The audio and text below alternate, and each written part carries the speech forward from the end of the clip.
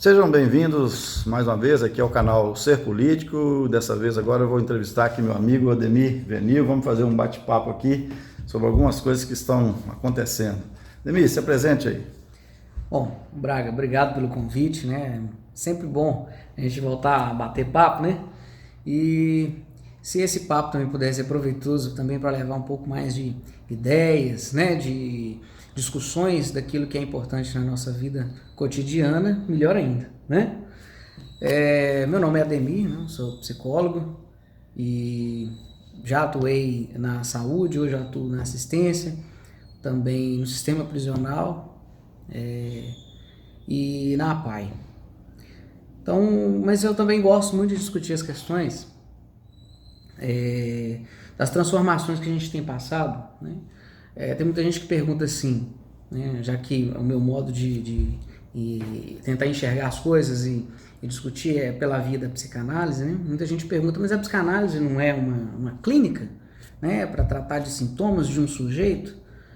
A psicanálise ela tem algo a dizer, né?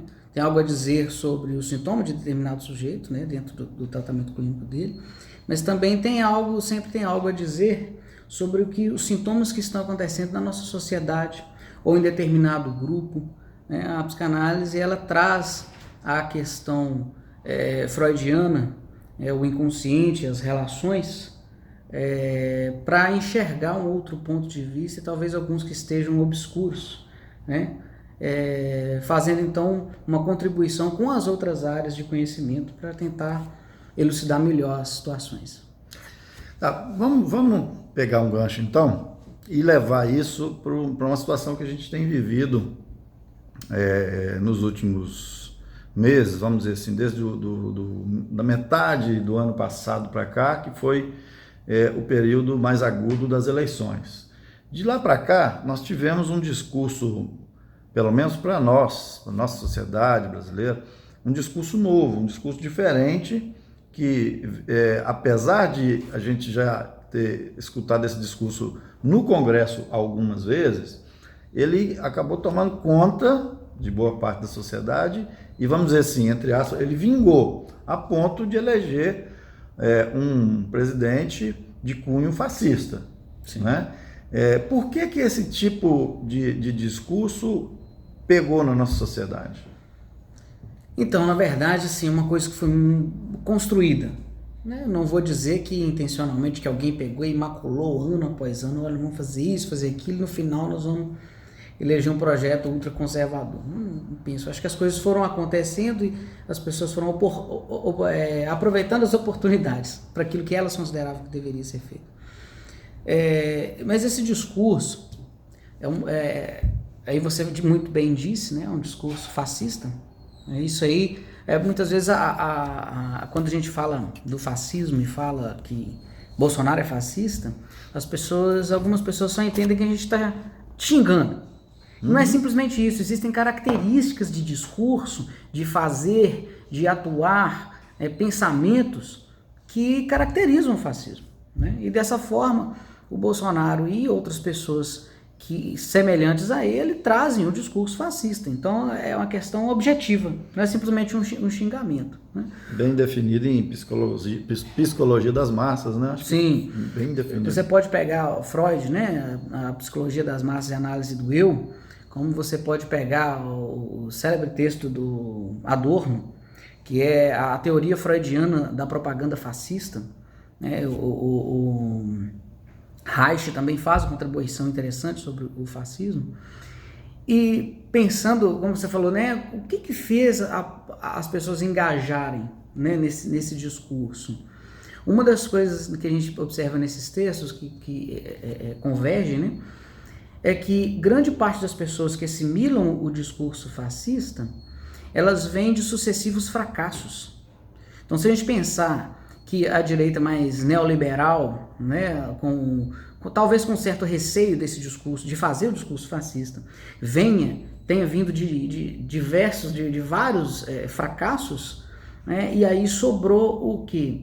Esse personagem que não tem medo de dizer o que ele quer, o que ele pensa, mesmo que não seja politicamente correto, mesmo que não seja socialmente até então aceito, né? Eu digo o que eu penso e pronto, e as pessoas movidas por esse sentimento de fracasso e vistam alguém que talvez possa atingir uma vitória no meu lugar, eu acabo depositando nele uma certa transferência, na verdade, uma identificação, né? Ou mais especificamente, como na letra do texto, o sujeito por vezes acaba abrindo mão do seu ideal de eu pelo ideal de eu que está incorporado naquele grupo representado por um líder, né?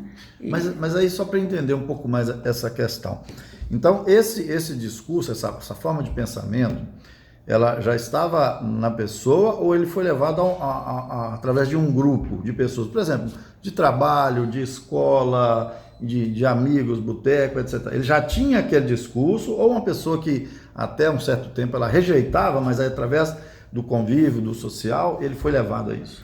Nós vamos ter uma parcela menor que já tinha essa propensão a esse discurso, ou outro conservador, fascista de verdade, e que não via a hora de aparecer alguém que legitimasse que isso pode ser falado e até feito, executado, realizado, né?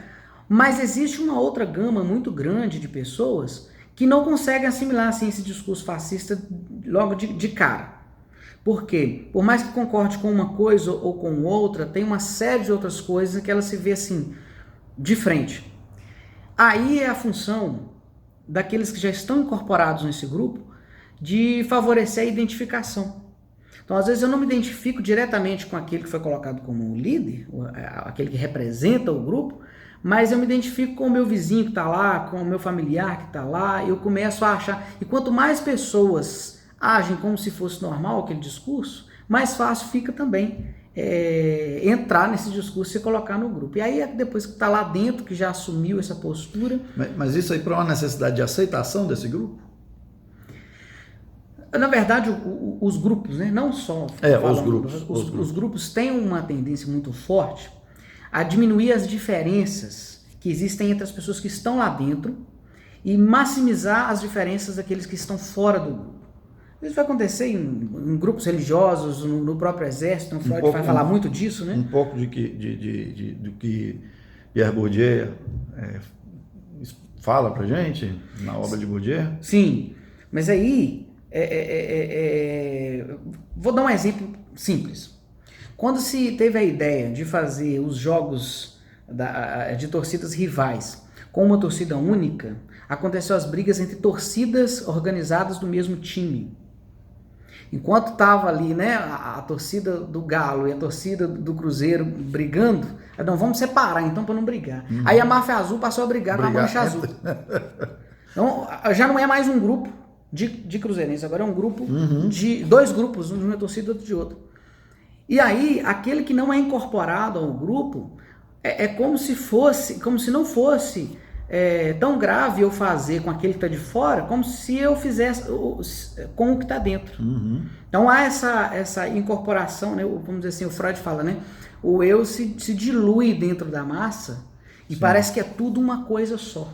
É mais fácil você praticar maldade em grupo do que individualmente, nesse sentido. Ele fala que um grupo pode se reunir para poder fazer grandes coisas horríveis, como também pode se reunir para fazer coisas muito interessantes, né? Vamos dizer assim, a culpa é diminuída, né?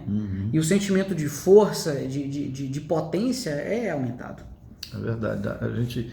Eu fico aqui lembrando do meu tempo de escola, era assim, tinha coisas que a gente fazia no grupo, mas individualmente não dava para fazer, não, dava ruim, vamos dizer assim.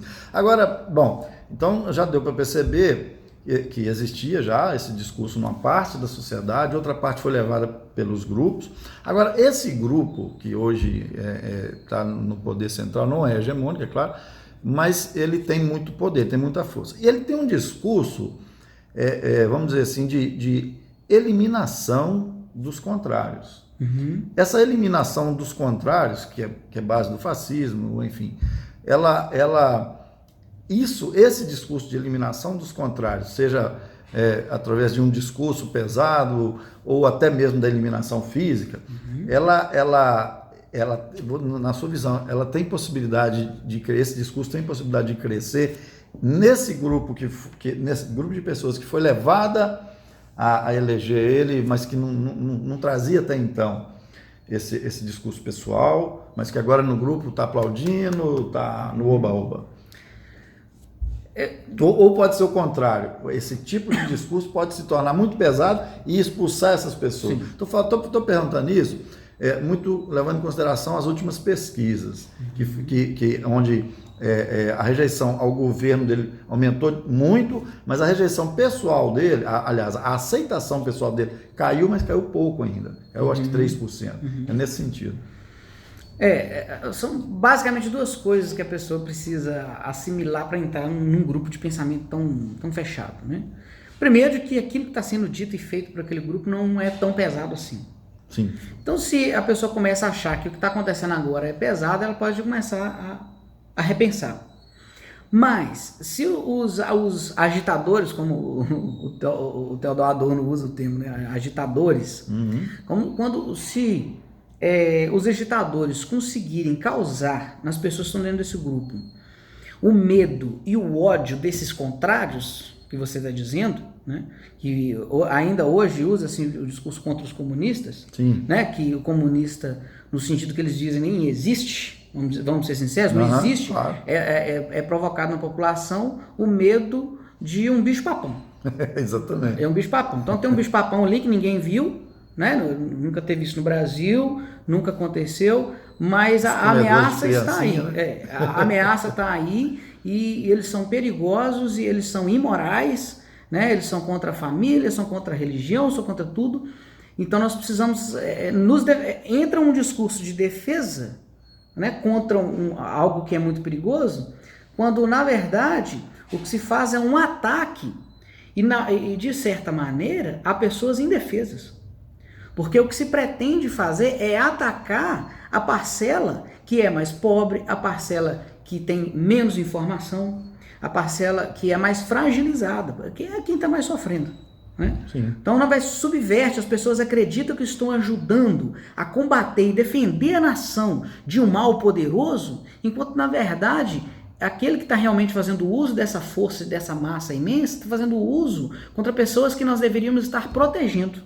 Né? E utilizando disso para satisfazer uma ideologia de opressão e uma exploração com relação também ao mercado, ao capital. Mas então, assim, fazendo uma análise das eleições, ele foi muito bem votado em comunidades carentes também. Então seria um pouco de medo dessas comunidades, dessas pessoas que votaram nele, medo dessa repressão, já antevendo que essa repressão poderia ser maior se eles não fizessem parte desse grupo?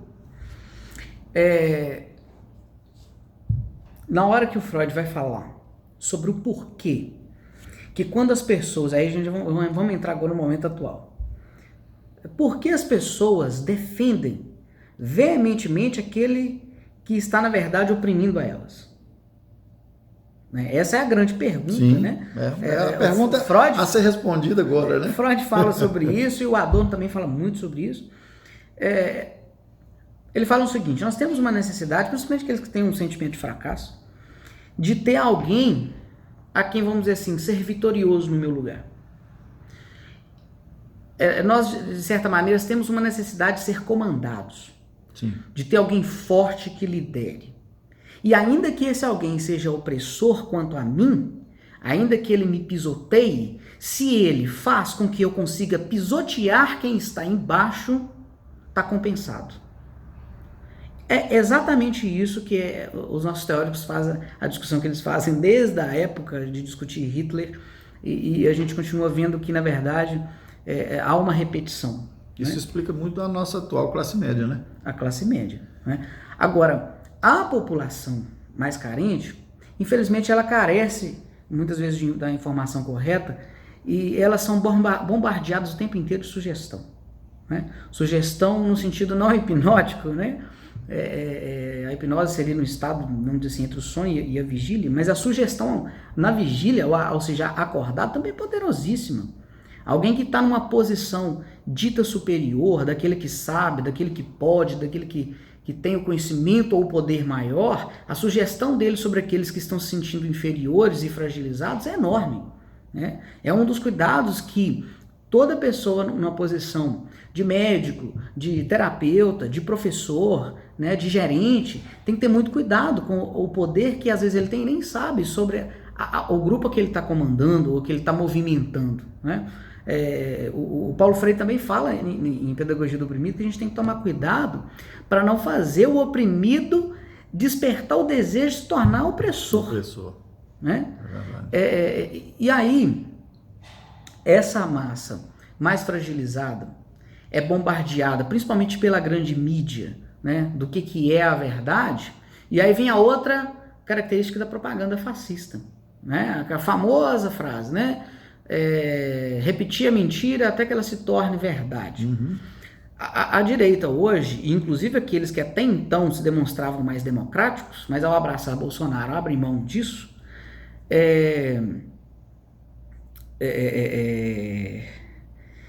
estão tentando fazer um revisionismo, pegar a história que aconteceu e transformar numa outra coisa, né? Quantas vezes a gente tem ouvido nos últimos anos, aí depois que apareceu a ideia de Bolsonaro ser candidato, de que a ditadura não foi tão ruim assim? Ou que nem foi uma ditadura, ou que nem foi uma revolução. Foi uma revolução, né? Contra o comunismo. Contra o comunismo, e que aquilo foi bom porque as pessoas eram regradas, as pessoas eram, vamos dizer assim, dá até uma conotação de que as pessoas eram mais educadas, né? Vamos dizer assim. E aí muita gente engoliu isso, né? Que não é tão ruim assim, não foi assim, né? Quem morreu e desapareceu eram os baderneiros, eram os comunistas, né? Então não tem problema, né? As mulheres que foram torturadas, violentadas, foi porque elas eram como se justificasse, né? Fazer isso como adversário. Então há uma constante tentativa de criar uma verdade paralela com a história, e as pessoas, aí voltando, né, as pessoas que são mais carentes de informação, são mais fragilizadas, acabam recebendo. Para elas, se o Bolsonaro que está falando, se é um professor da USP, são duas pessoas famosas, né? O Bolsonaro, apesar de não ter o discurso científico, ele tem mais vez de palavra do que alguém que tem o conhecimento científico. Então, o que é verdade, na cabeça de muita gente, é obscuro, né? Eu costumo dizer o seguinte, imagina quando pais se separam, aí o menino está convivendo bem quando está com a mãe, convivendo bem quando está com o pai, mas ambos ficam falando mal um do outro, o pai e a mãe. O menino vive uma situação, mas ele recebe informação dessa situação totalmente inversa. Ele tem uma boa convivência com a mãe ou com o pai, mas o outro vive dizendo que o outro genitor é ruim para ele. Nós vivemos isso de alguns anos para cá, quando a economia estava assim ainda estabilizada, as pessoas estavam empregadas, mas bombardeadas de informação de que tudo ia mal, né? Então mas e aí, tá bem ou não tá? Eu tô vivendo aqui, mas tá mostrando que tá tudo ruim. Nos governos democráticos populares, PT, e nós vimos isso diariamente. Claramente. O Jornal Nacional todos os dias era para bater num país que, se for comparar com o que acontece no país depois dos governos do PT, hoje sim deveria haver esse tipo de propaganda negativa. Sim, então assim, se tenta fazer uma revisão, né, do que aconteceu, né, e não é uma questão de visão, não é uma questão de ponto de vista do que aconteceu, porque quando alguém vive e percebe diferente uma coisa, agora quando a pessoa tem a clareza do que foi a verdade e propaga o contrário, aí não é visão, aí é mentira, né? E é uma tentativa de fazer as pessoas acreditarem numa história que não aconteceu. É por isso que existe esse canal, para a gente contar a verdade como ela realmente aconteceu. Eu sempre digo isso, porque isso se contrapõe à mídia tradicional que está aí. Todos os dias nós enchendo a cabeça dessas pessoas que às vezes não têm tanto acesso à informação e acabam comprando esse discurso. Agora, eu queria te fazer uma outra pergunta, que eu não sei se você vai ter condição de responder diretamente, mas eu acho que tem muito a ver com o seu trabalho. Esse discurso, né, ele colou, inclusive, entre os cristãos, evangélicos e parte da Igreja Católica também. Como ele é antagônico. o discurso do Evangelho, ele é exatamente o contrário do discurso do Bolsonaro. E ele foi muito bem votado entre esse grupo. Por que esse é uma fé cega nos pastores, ou o discurso mesmo, ele vamos dizer assim, passou, ele suplantou o discurso de Jesus, que ele deixou bem claro no Evangelho? Antes de entrar nessa parte, só queria ressaltar que não é só uma revisão. A mentira continua sendo contada. Sim. Porque quando o presidente vem a público dizer que quem põe fogo na Amazônia são os ambientalistas, né, e deixa de lado a questão de que os únicos interessados nisso são os grandes produtores da agropecuária, né, isso é mais uma tentativa de transformar um acontecimento histórico numa grande mentira. Então isso continua. E vai continuar acontecendo. Com certeza. Né? Agora, o apoio do Bolsonaro em vários grupos se deve também a interesses particulares. Né? Às vezes a pessoa não tem o candidato como o seu líder, mas quem eu tenho como líder me referencia que o candidato que representa a minha fé, a minha ideologia, o nosso grupo, é aquele. E muitas vezes esse líder que diz isso aos seus comandados, ao seu rebanho, ele tem interesses muito particulares na vitória desse candidato. Né? Outro ponto é a questão micro, né? Vamos dizer assim, mais regionais, municipalizadas, que são a grande dependência que os lugares menores têm de receber recursos lá de cima.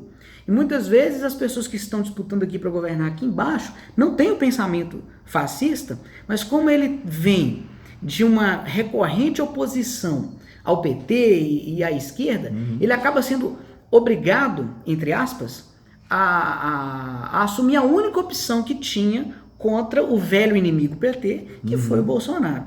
E aí tem uma grande gama de pessoas que vota, porque senão o município não vai receber recurso.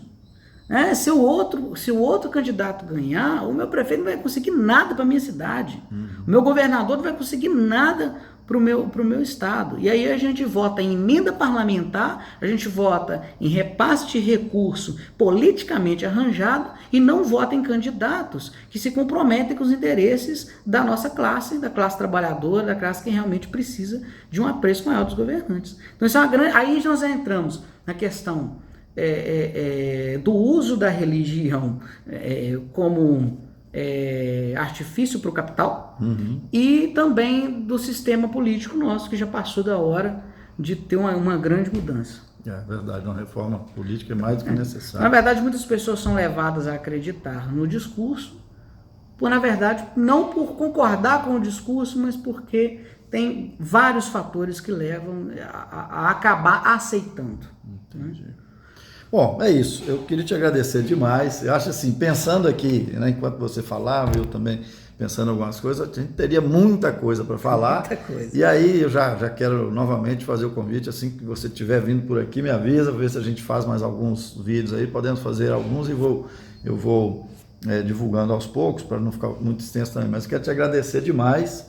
Eu acho que isso é muito importante, a gente falar sobre esse assunto, porque às vezes o canal ele alcança pessoas que eu não conheço, que talvez você não conheça, mas que a internet hoje propicia isso. Uma pessoa compartilha, indica, dá um nome, e aí as pessoas acabam, em algum momento desse vídeo, tendo contato com a verdade, que é o objetivo desse canal. Quero te agradecer demais por essa oportunidade de te entrevistar aqui. Eu que agradeço um papo bacana como esse, né? A gente precisa sempre sentar mesmo para poder conversar, colocar as ideias no lugar, porque às vezes até pra gente que tenta ficar mais sintonizado no que está acontecendo, as coisas às vezes ficam obscuras. Né? A gente precisa pensar, ler um texto lá de 51, né? Ver um filme que tem muito tempo que a gente não vê, mas que filme fala alguma coisa disso, voltar a discutir com alguém de outra área pra gente tentar entender o que está acontecendo hoje, né? Ou ontem. Então realmente a gente precisa sempre estar sentando e conversando.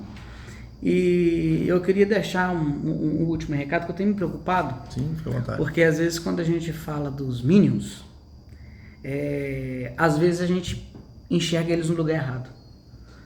O seu vizinho, ou o seu colega do Facebook, que está lá postando um monte de coisas assim absurdas, não necessariamente ele é um Minion. Né?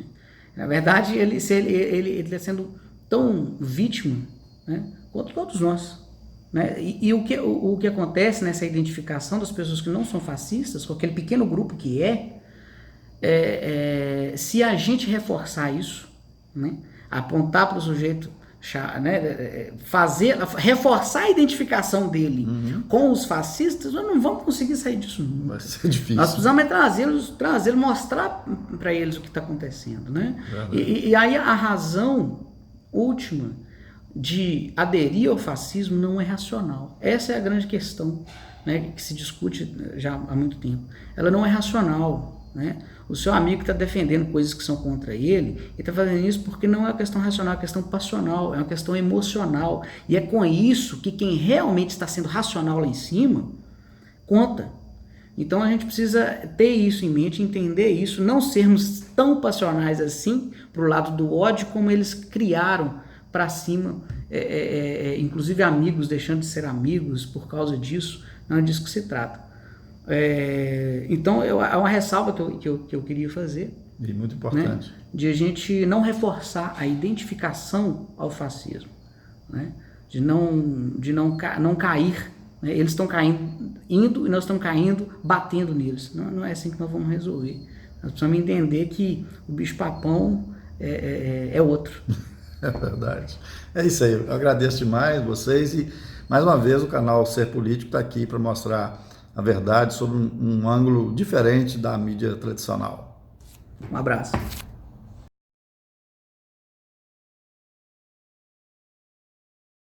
E aí, pessoal, estou aqui para dizer para vocês que é muito importante apoiar a mídia alternativa, ouvir os discursos, os diálogos, a pluralidade de ideias e de conceitos, na busca de um entendimento menos imaginário, mesmo menos refém de meias verdades ou de mentiras. Né? Então, apoie a mídia alternativa, e um dos canais interessantes para você admirar, para você observar, para você se manter inteirado do que está acontecendo sob diversos olhares, é o canal Ser Político. Né, Bragança? Parabéns a todos os nossos colegas de blogs, de canais, que estão fazendo esse belíssimo trabalho de resistência.